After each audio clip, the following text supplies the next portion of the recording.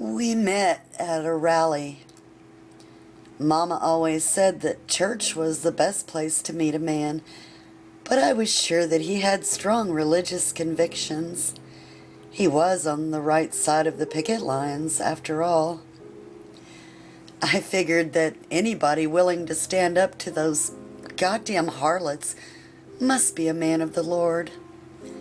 Just the thought of those sluts choosing sin and debauchery over the life of an innocent baby is enough to make me want to upchuck. I can't stand the sense of entitlement some of the women who come in and out of that clinic have. It's not your body, it's God's. He's just lending it to you, honey. Sorry, I digress. We were talking about him, weren't we? You should have seen him. He was so handsome. Curly blonde hair and eyes like an angel's.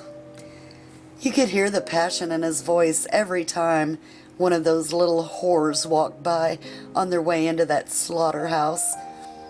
I was far too shy to approach him, but that wouldn't have been very ladylike of me anyways. When our eyes met, I felt my stomach flutter. Even to this day, thinking about that moment still gives me goosebumps. He smiled at me and told me his name. I replied in kind, and I knew he could tell I was already smitten. We began to court shortly after. He was always the perfect gentleman. So many men act like they care about you, but in reality, they're only interested in getting into your pants. It felt different with him, though. There was no heavy necking, and he never pressured me to kiss him. Our dates mostly consisted of sitting under my favorite juniper tree at the park while we discussed the book of the Lord. He was so knowledgeable. I fancied hearing all of his interesting thoughts and ideas when he talked about Scripture. Once I told him that he should write a book about the Bible, but he laughed my suggestion off. He told me that people who buy that kind of literature weren't usually as open-minded as I was. It made me blush when he said that. I think I fell head over heels for him before the summer was over. When you're in love, your heart makes you do funny things. Every time I saw him, it became increasingly more difficult to control my urges. I wanted to hold him, to kiss him all over his body. I wanted to feel his hands caressing me all over. But we weren't married, and I knew that Jesus would frown on me if I acted on my desires. I was certainly no sinner after all, not like those sluts at the clinic. I remember the last time I ever saw him, just as clear as if it were yesterday. He had walked me home from the park after one of our dates. We were discussing the book of Job, but I'm embarrassed to say that I wasn't paying too much attention. The demon, lust, had clouded my mind, making it almost impossible for me to focus. When we arrived at my front door, I asked him if he wanted to come inside for a while. I knew it was bingo night at the church, which meant Mama wouldn't be home until late in the evening. He seemed surprised by my invitation, but politely obliged. I'm not sure if my intentions were innocent or not, but once I had him all to myself, I knew I couldn't subdue my yearnings anymore. I kissed him. At first, he was frozen with what I can only assume was shock. Plunging your tongue into a man's mouth is not the kind of behavior one would expect from a proper lady like myself. But despite his stunned reaction, he slowly began to warm to my advances. I wanted him. All of him. And he told me he wanted me too. I held his hand and guided him to my bedroom. Together, we undressed until our figures were just as bare and exposed as Adam and Eve's. He held me in his arms and I kissed him again. I knew that what we were doing was a sin. We weren't married, but at that point, I just didn't care anymore. I loved him, and I knew in my heart of hearts that we would be together forever. He took my virginity that night. His touch was the most incredible thing I've ever felt in my entire life. I was lost in his embrace, my body sinking like an anchor into the deepest, darkest depths of his passion. He filled my entire being with pleasure. The intense sensation built inside of me until I felt as though I was going to burst. And burst I did.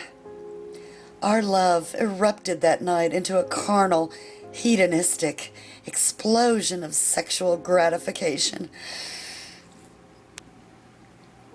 When he finished, he stood up from the bed and shot a handsome smile my way. I asked him if he wanted to lay with me a little while longer, since we still had some time before Mama returned home. But he declined my offer to cuddle. It was then that my lover informed me that he had gotten what he came for. His answer left me confused and upset. I had never pegged him to be the type to use a woman for sex. I begged him to clarify what he meant, to tell me that he wanted to be with me. But hearing my desperate pleas only caused him to throw his head back and laugh. His voice had mutated into something horrible and repulsive. The mocking chortles gushing from his mouth sounded like the howls of a dozen dying dogs, all crying out together in unison. But that wasn't the only thing about him that changed before my eyes. I could feel my heart rise in my throat as I watched his beautiful blonde hair fall from his head, only to be replaced by a pair of twisted, goat-like horns. His nose turned upward like a boar's, while his chin receded to the point where it was almost non-existent. He smiled at me again, but now he was wearing the grin of a serpent. A row of pointed teeth glistened in the twilight that had trickled into my room. The revolting sound of bones cracking and flesh tearing filled the room as his body continued to contort itself into a horrible, disfigured mass. By the time the noises had faded, his feet had become hooved, his spine was bent and misshapen, and his body had almost doubled in size. He looked down at me. Those angelic eyes were now as cold and white as porcelain, and I realized I had been deceived by the morning star. The beast spoke to me. He told me that he wasn't interested in a wife. It was a child he wanted. Of course, the son of the devil could only be born out of sin, a sin I had been tricked into committing. I could tell he took great pleasure in persuading me to stray from the righteous path. I begged him to take it out of me, but he showed me no mercy. In the blink of an eye, he had vanished from my bedroom, leaving only the lingering smell of sulfur in the air to remind me of his presence. That was 2 months ago. I've been worried about how I'm going to hide my bump from the rest of the church once I start to show. I admit that I've been tempted at times to head down to the clinic and get the demon seed removed. But I made a promise to God that I would never sin again. And I still believe that He will see me through this. I'm not one of those whores. I refuse to take the easy way out. God is testing me, and I won't take the bait. As long as there is a child inside of me, then it's safe, even if I'm harboring the Antichrist.